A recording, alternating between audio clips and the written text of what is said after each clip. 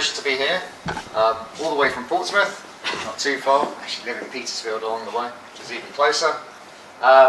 In Portsmouth, we have an Institute of Cosmology and Gravitation. I've actually, shockingly, been at Portsmouth for 20 years or more now. I started off in the maths department. In my prehistory, I've been a physicist in some departments, a mathematician in other departments. The two things really come together when you're studying cosmology, and that's really been my passion, and I've had the opportunity, lucky enough to do that as my day job for quite a few years now. And in 2002, the University of Portsmouth turned what had been a research group into a research institute, and we've now got about more than 60 researchers working down in the institute in Portsmouth. Indeed, in that time we've started undergraduate courses in physics, astrophysics and cosmology as well, which I should be plugging, but I haven't got any slides on that, so I'll just advertise the university there. What I'm actually going to be talking about is the universe, and here's a rather beautiful picture created by the artist Pablo Bodassi from working with cosmologists at Princeton. And this is, of course, an artistic impression of the universe, but it's an attempt to capture the whole universe around us in one image using, mathematically you'd say, a logarithmic scale, trying to represent all the different scales on the same picture, starting from planet Earth and the Sun at the centre of our solar system, but then moving out into the distant universe beyond. And that's relevant to the question of the very early times in our universe, because due to the finite speed of light, as we look out into the universe, we're also looking back in time. So when we look at Jupiter, from the Sun to Jupiter anyway, is something like it takes light something like 40 minutes to travel that distance, so we call it 40 light minutes as a unit of distance. But that means you're seeing Jupiter as it was, an hour ago, 3/4 of an hour ago.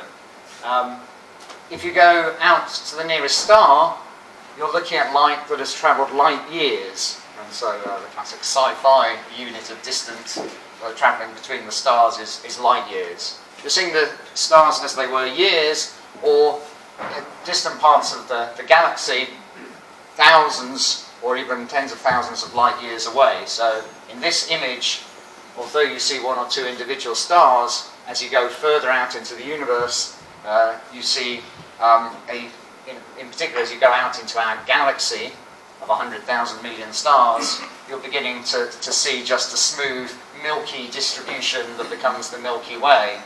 The centre of our Milky Way is something like 30,000 light years away. So we're seeing tens of thousands of light years into the past as we look around our galaxy. But in fact, our galaxy hasn't changed very much in that time, so in a galactic sense we see the galaxy as it is now. It's really, as you look between the distant galaxies, so on further scales you begin to see individual galaxies themselves as perhaps beautiful spirals or elliptical blobs around our own galaxy, and eventually the galaxies themselves make a cosmic web, which is hundreds of millions of light years across. And one of the best and biggest images of the distant universe and the galaxies that map out the universe are provided from the Digital Sky Survey. This is an international collaboration, dozens of institutions, hundreds of scientists around the world. Portsmouth has been a member of this for over 10 years now, and one of its big achievements is to build up a map of more than 1 million galaxies. And so in this picture, each dot in the image here is itself a galaxy. So hundreds of thousands of millions of stars make up a single dot on the picture. In fact, 1 million galaxies would be just too many for you to, it would just blank out the picture that you see here. So this is actually just a sparsely sampled distribution. But what you do see is the distribution in the density and the voids in the distribution of galaxies around us in the universe. But on the large scale, and now we're talking about billions of light years scale, the universe is becoming perhaps more or less a smooth distribution on that very large scale. And you're looking back to these distant galaxies billions of years, and you begin to see really a different galaxies that look different in time in the early universe. You see many more interacting galaxies, for instance, at early times, more blue galaxies, fewer red galaxies. These details become important in the universe that you see around us. If you want to see some of the galaxies, you can go online to a website like Galaxy Zoo, where you can go and see and even classify the different types of galaxies that you see around us. So, you can ask the question, if we can see billions of years into the past, how far can we see in principle? So the best telescopes now, like the Hubble Deep Field, the Hubble telescope produced one of the deepest images of galaxies around us, tens of billions of years distant. But could we just keep seeing infinitely far back, or is there a limit? And this is a sort of cartoon description of why there actually is a limit to how far, if we're here and we're looking out into and therefore back into the past of the universe, is there a limit? Well, of course, the Big Bang itself gives us a very fundamental limit to how far we can see. Certainly, if the universe begins at a finite time in the past, and I'll talk about cosmological models where with a lifetime of about 14 billion years, it's a long time, but it's finite. Even then, we don't think you would see the Big Bang, even if you had a very, very sensitive telescope looking for light from the singularity, the singular beginning in a hot Big Bang model. And the reason for that is because the universe at early times is very dense. It's very... So we'll talk about the expansion of the universe, and that leaves a very empty, optically thin universe today, so you can see through the universe. You see those distant galaxies because most of what's between you and that distant galaxy is empty space. But in an expanding universe, the universe gets less dense, the galaxies are further apart. Conversely, as you go back in time, in the expanding universe, it was more dense. The galaxies were closer together, ultimately the particles were close together. You get a hot, dense plasma, and there's a point where it's so dense and so hot that it actually, we say, reionizes. Basically, the atoms break apart into electrons and atomic nuclei. You get a charged plasma, and particles of light cannot propagate through that. They scatter. So there's still photons of light buzzing around at even higher energies, but basically they get scattered many times. And the analogy is, if you look up at the sky, on a cloudy day anyway, it's rather more beautiful blue sky today, but on a cloudy day, you can see through the air, but you see a surface, and when you look up at the cloud, you're basically seeing the surface of the cloud where it gets too dense, where light scatters, and that's the surface. So how far can you see on a cloudy day? Or in this room, perhaps, you see up until the point where there's a dense object at the ceiling above me, and that's the surface that I see up there. And it's the same in the universe. There's a point at which the universe becomes too dense to see through. Well, that was a theory, and a few brave theoretical cosmologists like George Gamow in the 40s, 50s proposed the existence of a hot, dense universe, a Big Bang, and that's a picture to explain what I was saying. The limit he suggested, you would see hot radiation from that Big Bang, and it would come from a point at which the universe transitioned from this hot plasma. So on my left-hand side, I've got a hot, dense plasma of, say, protons, electrons, and photons that scatter off charged particles like electrons and protons. But as the universe cools down, they begin to form neutral atoms, where the photons can propagate freely past these atoms, and we see. So the universe today, below a certain temperature is predominantly formed of neutral hydrogen atoms, which indeed then become less and less dense, and you see the photons that come from there. And in fact, they were discovered in the 1960s. This is the cosmic microwave background radiation. And the origin of that is a thermal radiation from that hot plasma. So in the standard Big Bang model, that's as close to the Big Bang as you can see. You see this thermal radiation. They were actually playing with this radio telescope in New Jersey. They were working at Bell Labs, interested in Bell Labs were interested in radio communication. These guys were just interested in what you could find out there. And famously, they found in every direction they looked this residual faint radiation in all directions. So they thought there must be some imperfections in the instrument. Maybe there were pigeons roosting in the telescope. They cleaned out the telescope, did everything they could, but they still found this radiation in all directions. And it was actually, they phoned up the guys along the road in New Jersey, in Princeton, New Jersey, in the physics department, and said, "Do you know what this is?" And it turned out that Robert Dickey and the cosmologists at Princeton were actually trying to build a radio telescope to look for this. So when Bell Labs, Penzias and Wilson at Bell Labs found it, it was the guys in Princeton who realised what it was, but it was Penzias and Wilson that got the Nobel Prize for the experimental discovery. And what they found was faint radiation equivalent to just 3 Kelvin, that's 3 degrees above absolute zero, in all directions around them. And that is the most distant light in the universe. An expanding universe that actually comes from a surface 45 billion light years away. So this is one of the images from about the 2000s where people were beginning to build up a more sensitive picture of slight fluctuations in the cosmic microwave background. This was actually taken by a balloon experiment. Microwave tends to be absorbed in the cloudy atmosphere around the Earth, so balloons get you above the atmosphere to some extent. But the state of the art these days is especially if you want to survey across the whole sky, to go into satellites. And the best image of this cosmic microwave background radiation comes from the European Space Agency Planck satellite.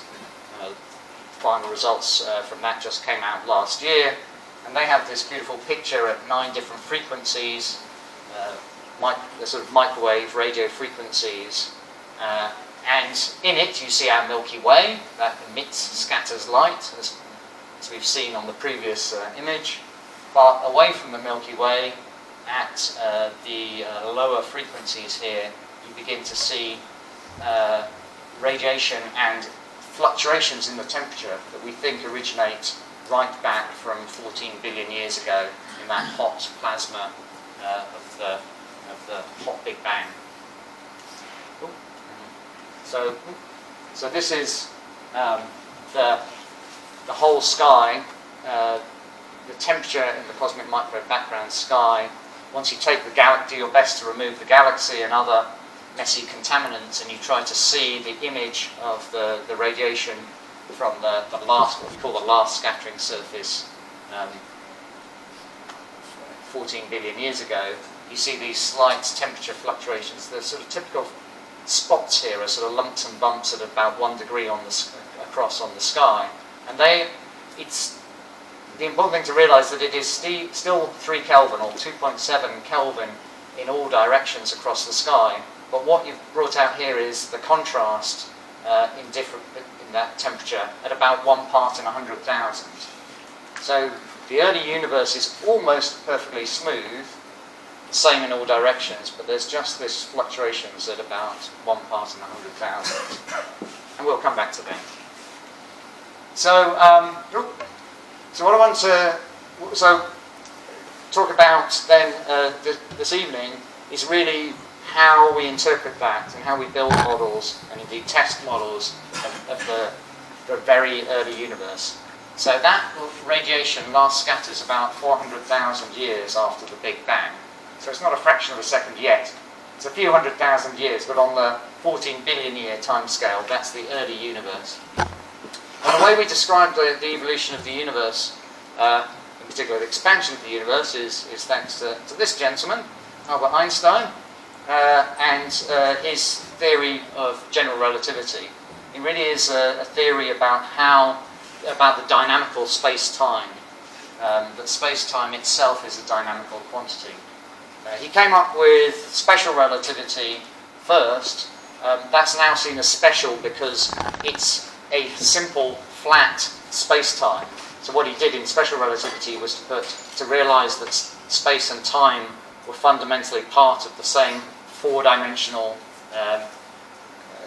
fabric in which we use to describe physics, but it was still a sort of fixed arena in which physical processes took place.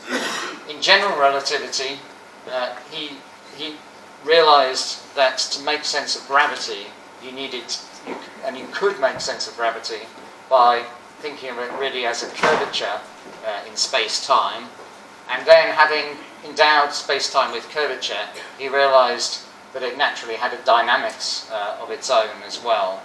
And so one of the most powerful manifestations of that is to really think about what the model that gives you for the universe. And it actually gives you a coherent mathematical framework in which to talk about the expansion, for example, of the universe. We tend to use simplified models, which I'll come to in a minute, but you then get a description of the dynamical evolution of the universe. So it's very powerful. It's quite complicated in terms of the mathematics that it uses, differential geometry and differential equations to describe the dynamical evolution. But there's a sort of common prism, I think, for really describing how what it means. First of all, there's this notion that gravity is a manifestation of the curvature of space-time. So the idea that space-time and its curvature tells matter how to move. So if we drop something, the gravitational field tells it how to move, the path to follow, and that gravity is space-time telling matter how to move. But of course, gravity itself is caused by matter. So matter itself tells space-time how to curve. And it's that interplay that it is described in Einstein's theory of general relativity. And of course, that's the theory we're going to use to describe the expanding universe. The equations which are commonly used, I don't think I'm quite going to give you the equation, but it's a relatively simple equation if you simplify your model of the universe.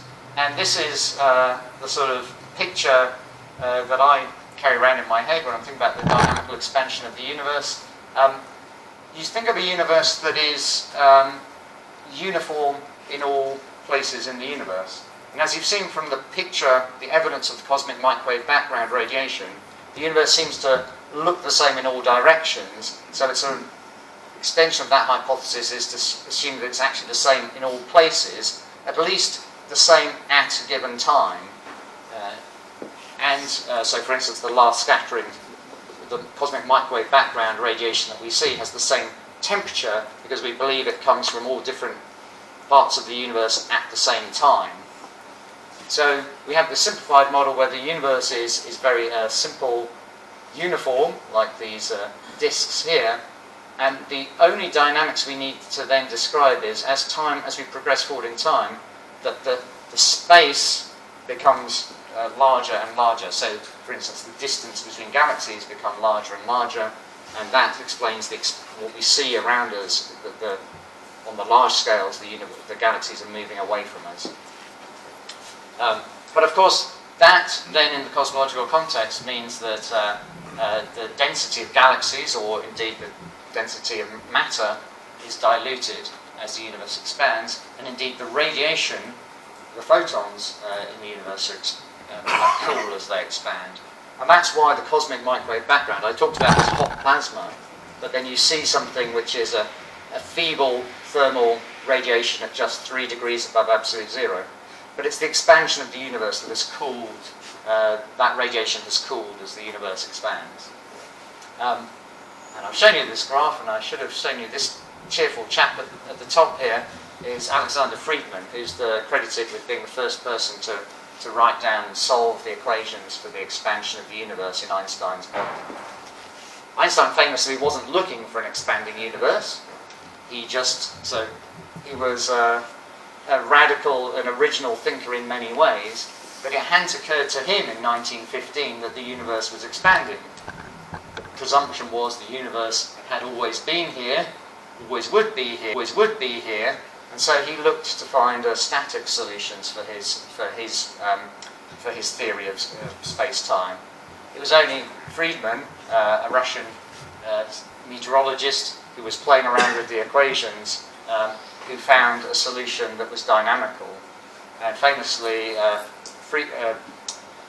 Lemaitre, the Belgian priest and physicist, popularized the idea. He realized the significance of this idea, so that when Hubble then observed galaxies moving away from our own galaxy, proportion to their distance, it was Lemaitre who persuaded people that this really was the expansion of that they had discovered the expansion of the universe, and that it was a natural prediction of Einstein's theory. So today we have a subject called cosmology, which really studies the history of the universe through the expansion of the universe. So probably too much information here, but a busy diagram of the history of the universe, moving from the Big Bang to the present day over here. So the present day is, 14 billion years away from the Big Bang. The temperature of the radiation we see, as I said, is just 2.7 degrees above absolute zero. But in the dynamical expanding universe, if we run the movie backwards, we see a hotter, denser universe as the particles get more and more energetic. So we move from neutral atoms here at something like 400,000 years after the Big Bang. Beyond this surface, the particles become charged electrons and atomic nuclei, and the boundary between that is the surface we see as the cosmic microwave background radiation. But if we go further and further back, we get more and more energetic particles, perhaps to a point where the dark matter particles can start interacting in equilibrium with the ordinary visible particles, and the whole high energy, so the region here, this is about, now here we get in, so there are various processes going on here. We can talk about this later. There's the formation of the atomic nuclei. That's maybe within the first few minutes after the Big Bang on this scale, where the energies are similar to the energies in atomic nuclei.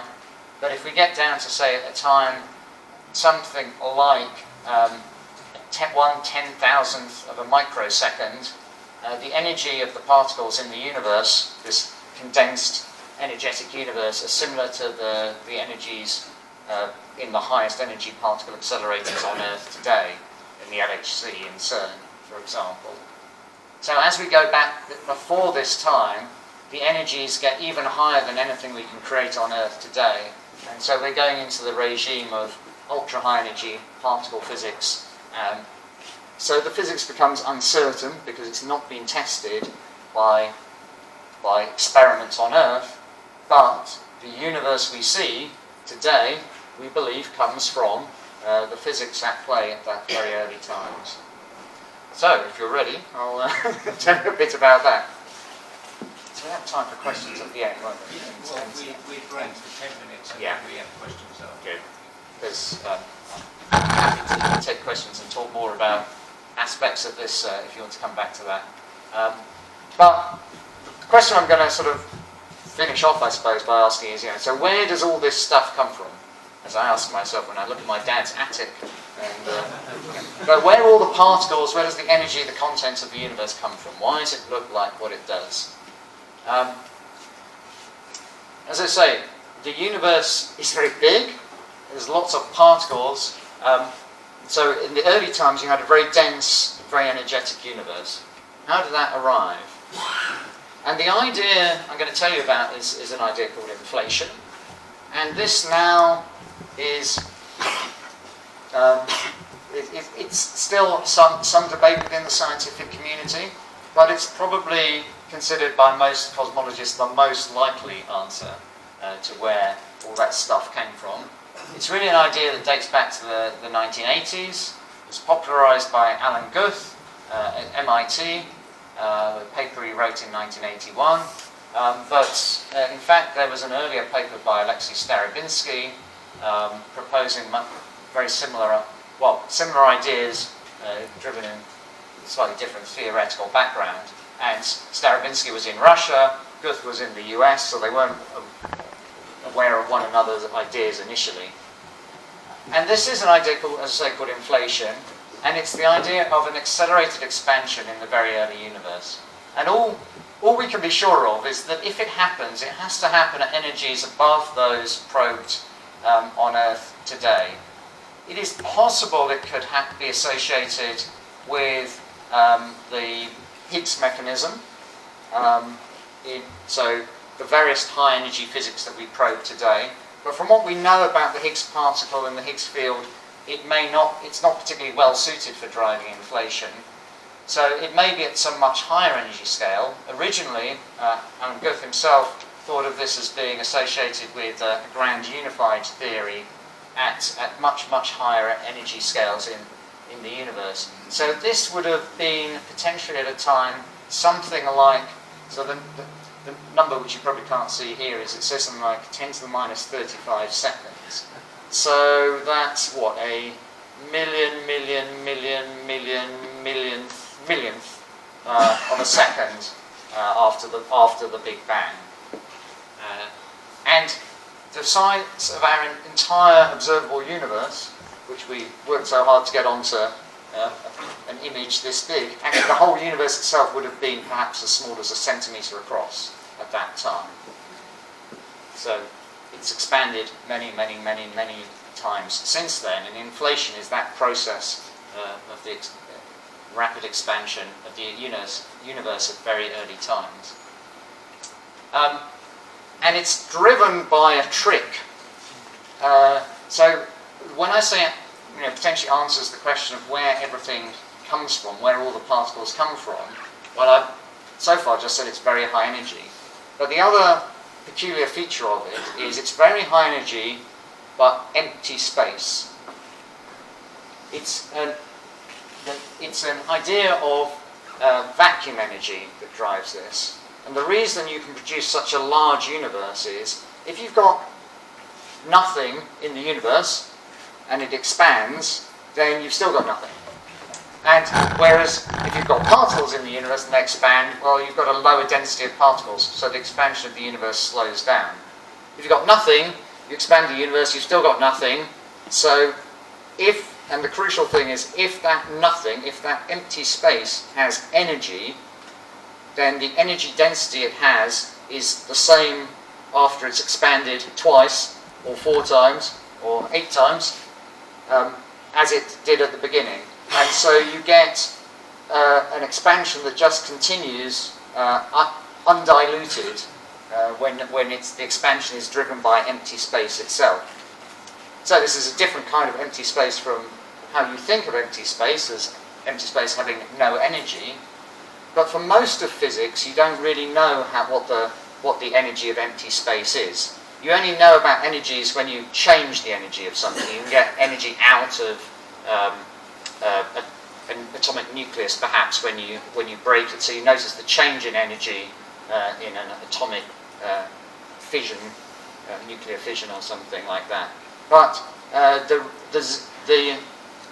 energy of empty space, usually you can't get anything out of it. So the only thing that notices the energy density of empty space is gravity, because gravity feels the energy of everything, and so it's only really through gravitational effects that you would notice where the empty space has energy. So, bear with me, that's the hypothesis, that at very high energies you can have a novel state of the vacuum, which itself has a non-zero energy, and that can drive the expansion in the very early universe. So, as I say, the vacuum, this box of nothing, if nothing itself, empty space itself has energy, then it's undiluted by the expansion of the universe. Basically, all the energy content of the universe can come from the expansion of nothing. And that energy, constant energy density, drives a constant Hubble expansion, and if you solve the equations, that gives you an exponential increase in the size of the universe. So, contrary to what you may have been told, it seems that you can have a free lunch in cosmology. The ultimate free lunch is the universe itself. It can come out of nothing, albeit this unusual kind of nothing that itself has an energy density. But then gravity itself drives the expansion of nothing and produces a large energy. Of course, what we need is to release that energy to produce the particles which we then see. But if the vacuum has positive energy, we call that, this purple vacuum state has positive energy, we'll call that a false vacuum, and it's actually unstable to a lower energy state, which is the true vacuum. So you release that energy through a phase transition. Oops, yeah, thought I had a nice picture of trying to draw that. But basically, even if you if you have a bit of false vacuum and a bit of true vacuum, then actually the true vacuum grows and because it's a lower energy state compared to the false vacuum. So it solves the equations of Einstein's theory of general relativity, and particle physicists actually had proposed theories like this in the 1970s. So it's working with theories like that Alan Guth came up with his model for inflation. And at the time, it's very speculative, and still many details of the model are uncertain, but the sorts of fields they were working with were called scalar fields. They've got a very high degree of symmetry, and no one had seen a scalar field in the 1980s or the 1990s, but does anyone know what the first scalar field to be discovered was, and still the only scalar field in the universe? It's the Higgs. So the Higgs is a scalar field of exactly the type that was required. Well, it's not exactly the type that's required to drive inflation, but it has many of the properties. It indeed can have a false vacuum energy. The Higgs, we believe, does have a high energy vacuum state like this. Might not be quite right for driving the expansion of the universe, of our particular universe, but inflation was proposed, and the Higgs discovery fulfills at least some of the criteria for a model of inflation like this. So, as I say, you should think differently about empty space now, maybe. But it doesn't. So empty, I mean, it doesn't have real particles in it. So, for instance, in empty space, out in outer space, if there are no particles, there's no pressure waves. You can't hear the Big Bang, for instance. But you do have fields in empty space, right? So it might sound a bit strange, but actually it's not that surprising. You have fields in empty space. There's actually magnetic fields out in space, and there's photons, as we were just saying, travel through empty space, and they're excitations of the fields. So fields, quantum fields, exist in the universe around us. And the next important thing I want to tell you about is the fact that if quantum fields exist, then excitations of quantum fields exist. So you get fluctuations even in empty space. And these we call not real particles, but virtual particles that flicker in and out of existence in space. And one consequence of that, which you may have heard of, is called Hawking radiation. And this is probably the sort of crowning achievement of Hawking's scientific career, not meeting Marilyn Monroe or Marilyn Monroe lookalike, but discovering that you get radiation due to combining quantum fields with gravitational fields. And this is my cartoon picture of a black hole, And what Hawking found was that basically quantum fluctuations at the horizon of a black hole can be seen by observers at a distance as a kind of radiation. So what were virtual particles become real particles to an observer due to the effect of it's actually a gravitational redshift from the horizon of a black hole. For tonight's lecture, what you need to think about is Hawking radiation in the inflating early universe. You get the same effect in Guth's inflationary universe. You also have a horizon in an inflating universe.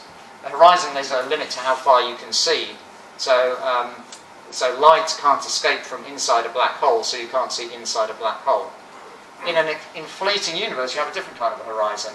You've got space moving away from you, and you can see things close to you. But if you get too far away, the expansion of the universe carries things away from you. We've seen that with galaxies moving away from us. But in an inflationary universe, you get to a certain distance, and even light is carried away from you. So there's actually a horizon around the observer in an inflating universe. So you get, and Hawking was one of the first to work this out in the early 1980s, that you would get an analogue of Hawking radiation in the very early universe if it's an inflationary universe. And what would those fluctuations look like? Well, they probably look like a bit like a Gaussian random field, and this is an artist's reproduction of a Gaussian random field. It's basically just noise. It's nothing but quantum uncertainty, fluctuations in the fields in that empty space. But if this looks familiar-ish to some of those abstract images I showed before, well, it looks a bit like, mathematically, it looks a lot like the fluctuations we see on the cosmic microwave background radiation, the most distant radiation we can see in our universe. The best representation of what the very early universe looks like, indeed, has fluctuations in it, and as far as we can tell, they are just unstructured quantum noise. And in inflation, gives us a mechanism to understand the origin of this fluctuations in the temperature we see from the edge of the universe. That's as I say, the best data with which we can use currently to probe these ideas about inflation. What we then use is this is basically to follow the evolution of the history of the universe from this cosmic microwave background to the radiation to the present. Most of what we need is just atomic physics. Now, it gets complicated atomic physics. The universe has to cool. The overdense patches of the universe collapse into galaxies. Gas clouds in galaxies collapse into stars. And the structure that we see that lights up the universe around us emerges. But the origin of it all, we believe, can be explained through quantum fluctuations from inflation. We see evidence of that in cosmic microwave background radiation, and our cosmological model connects that to the large-scale distribution of galaxies in the universe today. The 1-degree fluctuations that we see on the cosmic microwave background sky, typical size of those actually correspond to the typical scale of the cosmic web of galaxies in the late-time universe around us today. So it's speculative ideas, but they're ideas that we can test against astronomical data. We can make quantitative predictions from theoretical physics models and then test them against the data. We can't do experiments, unfortunately. I can't make a universe for you because this just goes beyond the energy scales that we can reproduce in terrestrial experiments. But as astronomers have always had to do, you get to make observations and make inferences from what you can observe around you. The sort of fossil hunters, I suppose, and now the fossils we're beginning to try and interpret as this kind of dinosaur, from a theory about what went on in the very early universe. To really go into more speculative ideas, you can really begin to try and play with ideas of quantum physics and gravity. And one of the most original thinkers in that game is Andrei Linde, Russian cosmologist, now working at Stanford University. Already by the 1980s, he was thinking about, instead of these small quantum fluctuations making small perturbations in the density of the universe, perhaps if you go further and further back in time, the relative importance of these quantum fluctuations can get larger and larger, and perhaps the whole universe itself could be a quantum fluctuation, or our pocket of the universe could be just one of many inflating regions of the universe with all sorts of quantum fluctuations taking physics off in different directions in different parts of the universe. So if you extrapolate back further, then quantum fluctuations could even give you a model for a universe that's not smooth at all, but becomes very inhomogeneous due to very large quantum fluctuations on even larger scales. So not just a free lunch, but the ultimate free lunch serving all possible dishes is what Andrei says about it. So, more or less, I'm coming to the end of my time. I'm really going to... I've thrown enough ideas at you. I will try and summarise on one slide, but it's really to say that the standard cosmological model, looking deeper into space, we're looking at earlier and earlier times. And the distribution of galaxies, the existence of this cosmic microwave background radiation, this is understood in terms of well-understood physics and is accepted by most cosmologists today. We use Einstein's theory of general relativity, but in fact much of the time we can understand its dynamics much as we would do with Newtonian gravity. So you're not even really forced to use many of the ideas of general relativity. But to go back beyond the standard model of particle physics changes radically the picture of the cosmology, the universe we live in. In particular, it changes ideas about the Big Bang, and instead of just a singular origin, which to some extent the singularity means you don't really know what comes out, you just get what it is. There's no explanation for the origin of the universe from a singularity. Instead, we could have a non-singular starting point, such as inflationary expansion, the accelerated expansion of empty space, and all you need to include within that empty space is quantum fluctuation.